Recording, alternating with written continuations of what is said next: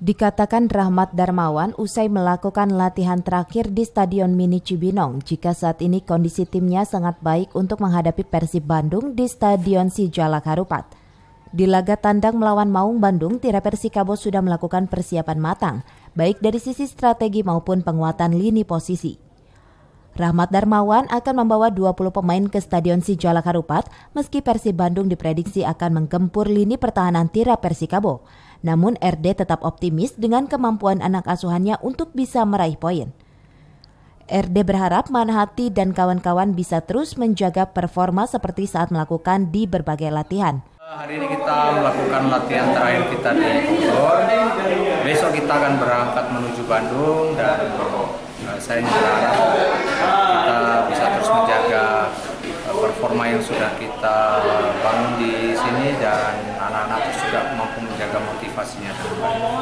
Semua pemain dibawa ke Bandung? Enggak, kita hanya membawa 20 pemain. Dari Cibinong, Cevi Alfi Adrian melaporkan.